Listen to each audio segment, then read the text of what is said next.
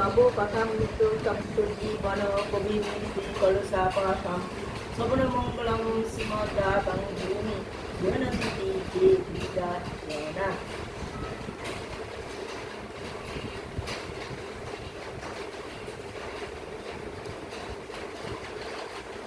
তৃতীয় পরিচ্ছেদ, তৃতীয় দর্শন। আখণ্ডল মণ্ডলকারং ব্যক্তং যেন চরাচরং তৎপদং দর্শিতং যেন তস্मै শ্রী গুরুবে নমঃ। শিষ্য সংবাদ।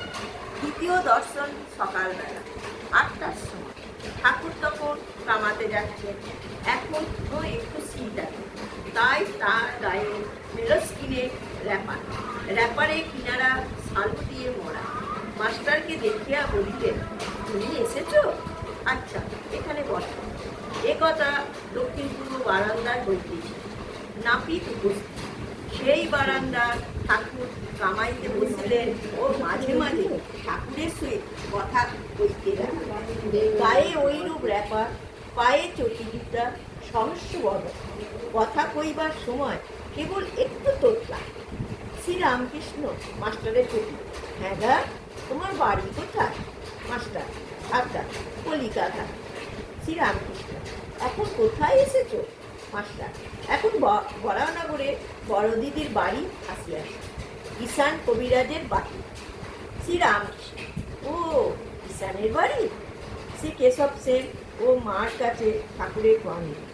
শ্রীরামকৃষ্ণ, হ্যাঁ গা, কেশব কেমন আছে? বড় অসুখ হয়েছিল। মাস্টার, আমি শুনেছিলাম বটে, এখন বোধ হয় ভালো আছে। শ্রীরামকৃষ্ণ, আমি আবার কেশবের জন্য মার কাছে দারচিনি এনেছি। শেষ রাতে ঘুম ভেঙে যেত আর মার কাছে কাঁদত। বলতো, মা, কেশবের অসুখ ভালো করে দাও। কেশব না থাকলে আমি কলকাতায় গেলে কার সঙ্গে কথা কব? তাই ভাব দারচিনি এনেছিল। হ্যাঁ গা, কুক সাহেব নাকি একজন এসেছে, সে নাকি লেকচার দিচ্ছে। আমাকে কেশব জাহাজে তুলে নিয়ে গিয়েছিল। কুক সাহেবও ছিল। মাস্টার, আজ্ঞা, এইরূপ শুনেছিলাম বটে, কিন্তু আমি তার লেকচার শুনি না। আমি তার বিষয় বিশেষ জানি না। গৃহস্থ ও পিতার কর্তব্য। শ্রীরামকৃষ্ণ, প্রতাপের ভাই এসেছিল, এখানে কয়েকদিন ছিল, কাজকর্ম নেই, ফলে আমি এখানে থাকি। শুনলাম মাঘ ছেলে সব শ্বশুর বাড়িতে নিয়ে, অনেকগুলি ছেলে পিলে। আমি বকলুম, দেখ দেখি, ছেলে পিলে হয়েছে, তাদের কি আবার ও পাড়ার লোক এসে খাওয়াবে দাওয়াবে, মানুষ করবে? লজ্জা করে না যে?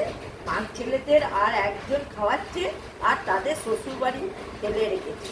অনেক বলবে আর কর্মকাজ খুঁজে দিতে বলবে, তবে এখন থেকে যেতে চায়।